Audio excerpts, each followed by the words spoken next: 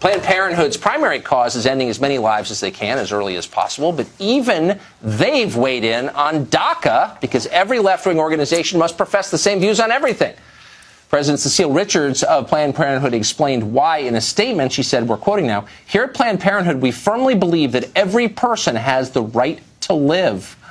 Apparently the batteries in Planned Parenthood's irony detectors failed. Fox senior political analyst Brit Hume joins us now. I think this actually is a complicated question, what you do with all these people. But I don't see a complicated debate in progress. I see a lot of moral outrage and preening and yelling and name-calling. Why don't we have like a real debate on immigration? A couple of things. First of all, Tucker, I certainly take your point about Planned Parenthood talking about everyone having a right to live. Yeah, somewhat pretty wonderful. It's hard not to choke on that.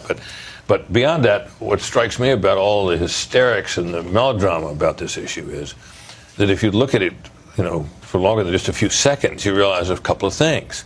One is, of course, that this dreaded event is not going to happen, if it ever does, for another 6 months, right? Which means that Congress has time to legislate this if it will.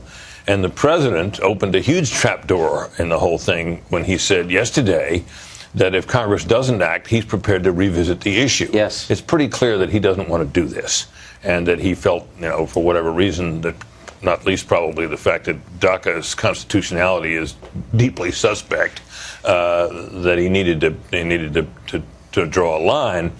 But it seems clear to me that if Congress does not act, that he's not going to do this. He's not going to go forward with it. He will delay it. And there is built into what he proposed anyway the potential for delay in individual cases and so on. So my guess with Tucker tonight is that none of these 800,000 or so will ever be deported. I'd bet my car on that.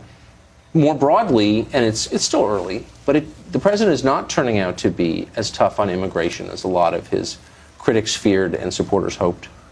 Well, that's right. I think he would like to get something for his willingness to go along with signing a bill that would make DACA legal. Right. Maybe he'd like to get some wall funding or other measures to toughen up our border enforcement. That sounds like the shape of the kind of compromise that used to be common in Washington. Is that even possible now? Well, you think it would be on paper. It looks like it should be. But in this polarized atmosphere in which we're operating, nobody wants to give an inch.